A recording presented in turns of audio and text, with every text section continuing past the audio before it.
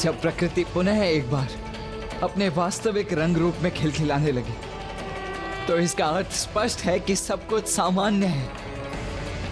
और इसका एक अर्थ ये भी है कि माँ और गणेश सफल हो गए हैं।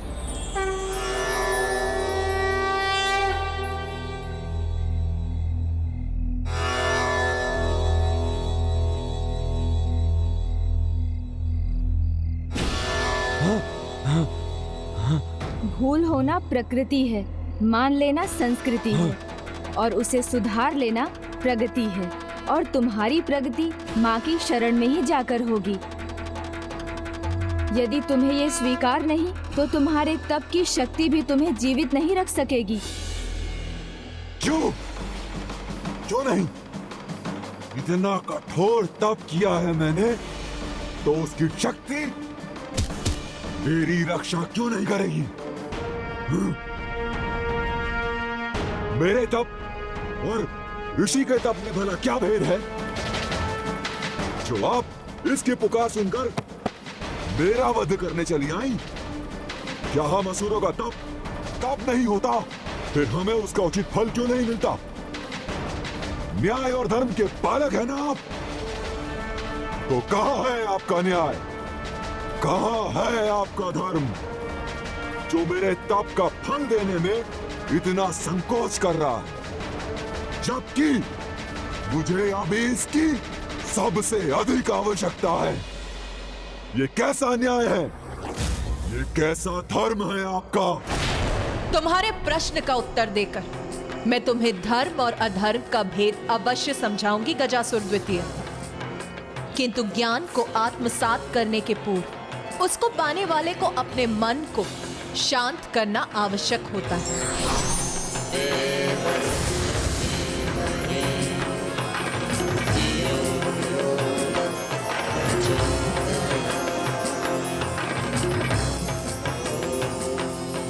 अपने चित्त को शांत और स्थिर कर अपना आसन ग्रहण करो। किंतु मैं कहाँ हूँ और ये सब क्या हो रहा है? तुम्हें तुम्हारे तप के फल स्वरूप वो ज्ञान प्राप्त हो रहा है जिसे तुम पाना चाहते थे। ज्ञान चाहिए मुझे?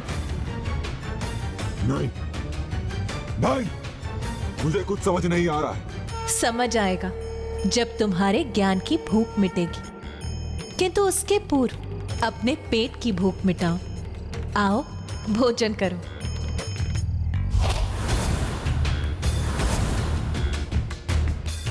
संकोच मत करो, अपना आसन ग्रहण करो और भोजन करो।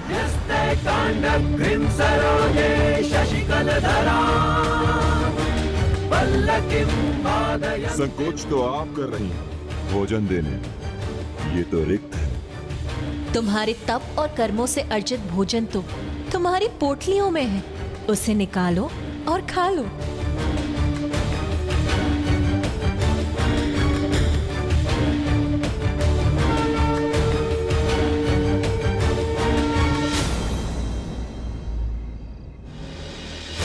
ये पोटली मेरे पास कैसे आ गई?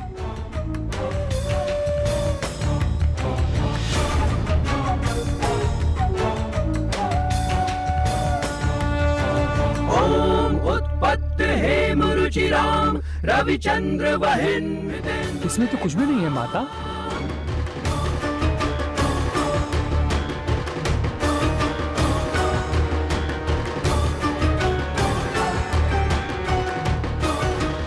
मेरी पोटली में 3 पूरियां हैं। मुझे सर्वाधिक मिली है 5।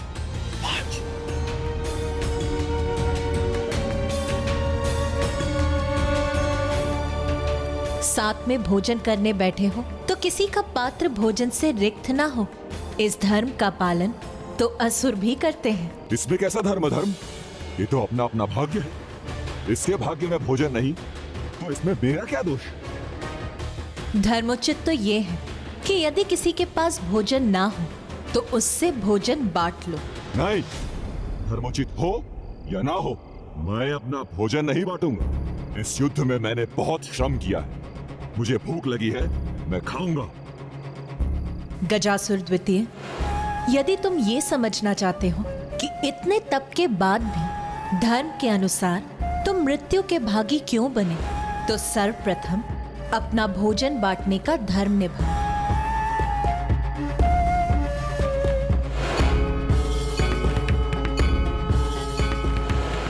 मन तो नहीं कर रहा, किंतु समझना भी चाहता हूं। उचित है, बांट लेता हूं अपना भोजन, किंतु 8 पूरियों को 3 भाग में कैसे बांटेंगे?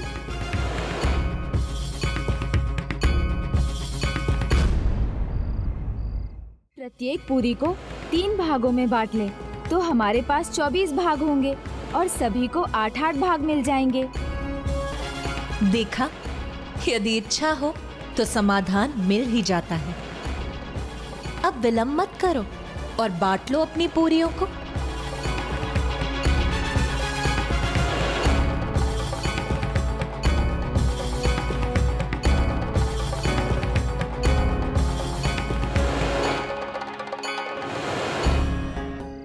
अब आप तीनों 8-8 भाग लेकर भोजन करो।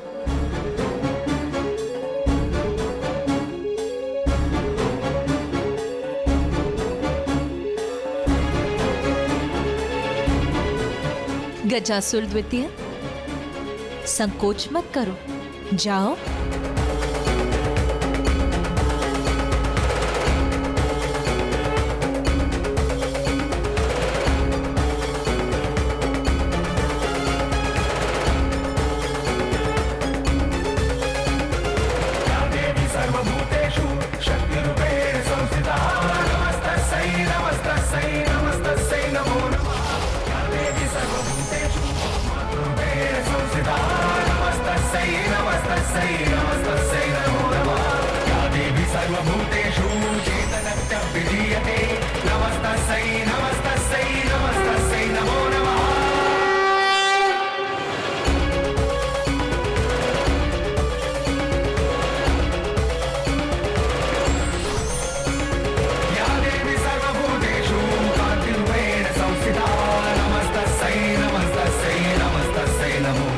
तो अब जब तुम्हारा पेट भरा है, तुम निश्चिंत हो, तो तुम ये समझ सकोगे कि धर्म किस प्रकार न्याय करता है।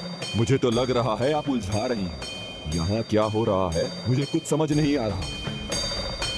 ऋषि पुलस्त्य, इन दोनों ने आपके साथ अपना भोजन बांटा, तो क्या आप इन्हें कुछ नहीं देंगे? किंतु मैं क्या दूं माता? मेरी पोटली तो बिल्कुल रिक्त है। या देवी सर्वभूतेषु बुद्धिरूपेण संस्थिता। ये देखिए।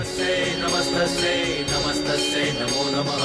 या देवी सर्वभूतेषु शक्तिरूपेण संस्थिता। नमस्तस्यै नमस्तस्यै नमस्तस्यै नमो नमः। या देवी दिव्य स्वर्ण मुद्राएं लक्ष्मीरूपेण संस्थिता।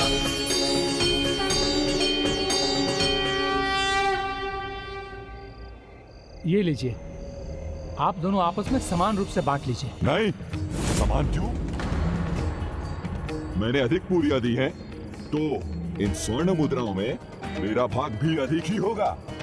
यही धर्म है, जितनी पूरी उतनी मुद्राएं।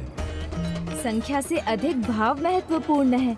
मैंने भी आपके समान अपना भोजन बांटा है गजासुर द्वितीय जी। तो इन स्वर्ण मुद्राओं का बंटवारा ऐसा होना चाहिए कि हम दोनों को समान भाग मिले। 4 मुद्राएं आपकी और 4 मेरी हो। ओहो, तो एक और छलावा तुम देवताओं का। अधिक पूरियां मैंने दी थी, तो अधिक स्वर्ण मुद्राएं मेरी हुई। यही धर्म है। चलिए, ना मेरी रही ना आपकी। इस विवाद का निर्णय माता पर छोड़ देते हैं। अब आप ही बताइए माता, किसको कितना भाग मिलना चाहिए? गजासुर द्वितीय को 7 और गणेश को मात्र 1 स्वर्ण मुद्रा मिलनी चाहिए।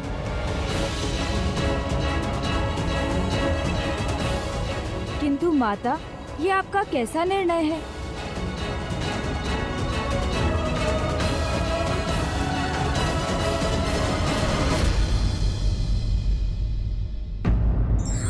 जगत के कल्याणार्थ अपने सीमित साधनों में से भी जो व्यक्ति दान देता है, वही सच्चे अर्थों में जगत से कुछ प्राप्त करने का अधिकारी होता है।